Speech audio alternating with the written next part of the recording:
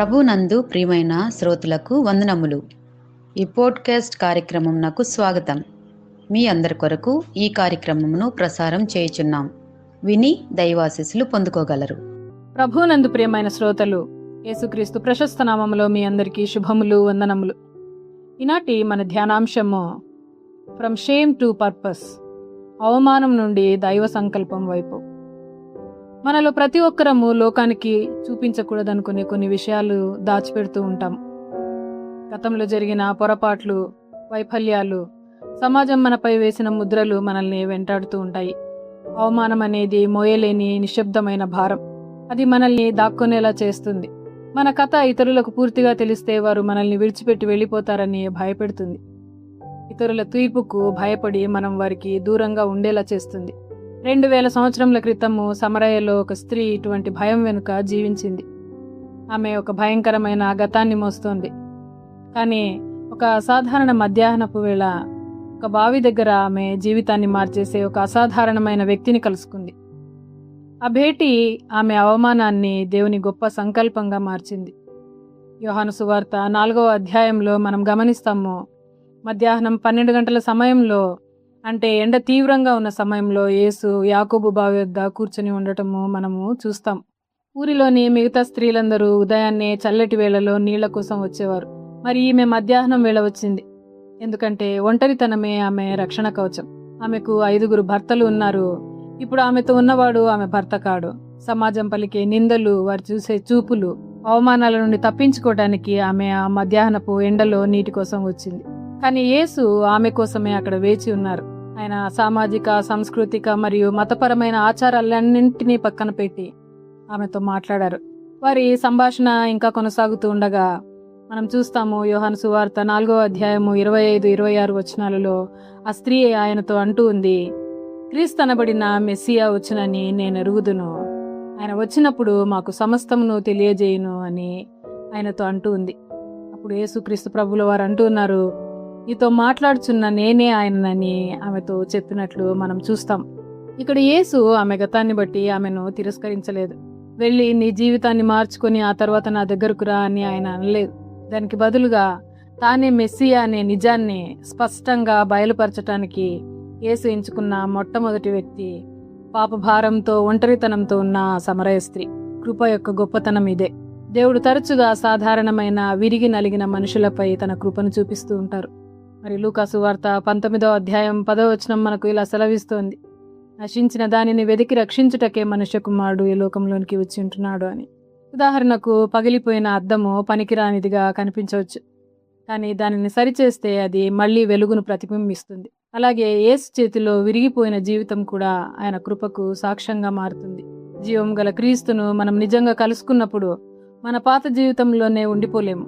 మరి యోహాను సువార్త 4వ అధ్యాయం 28వ వచనంలో జరిగినటువంటి మార్పును మనం గమనిస్తే, ఆ స్త్రీ ఆ కుండను అక్కడే విడిచిపెట్టి తను వచ్చిన పనిని మర్చిపోయి ఊర్లోనికి వెళ్ళి వార్తను అందరితో పంచుకోవటానికి వెళ్తూ ఉన్నది.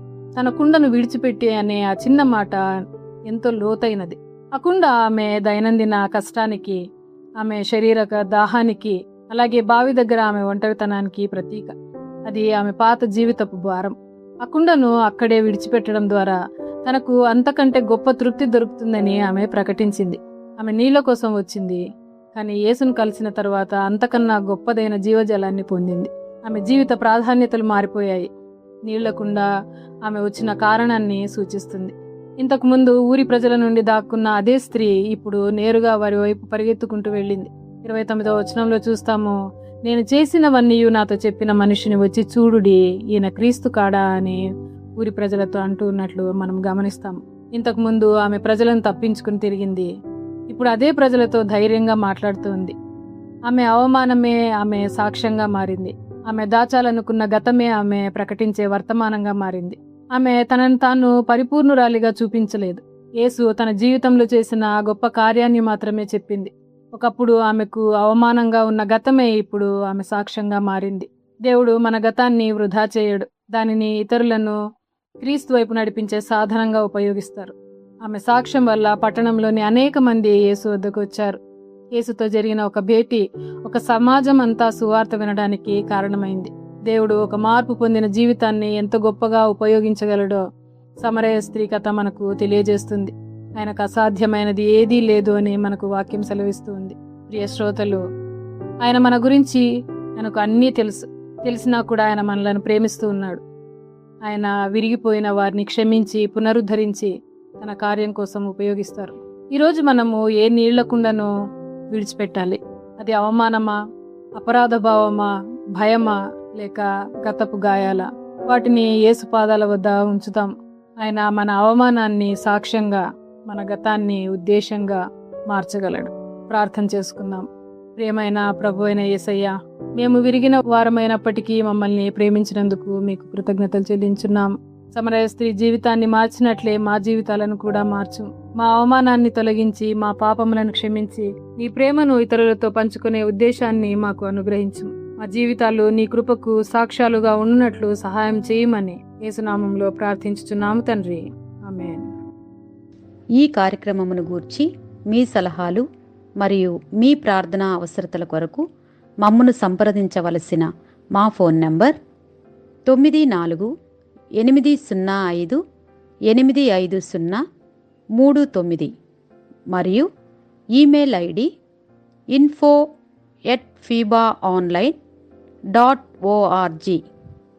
మా ఫోన్ నంబర్ మరొకసారి 9480585039. Email ID info@fibaonline.org.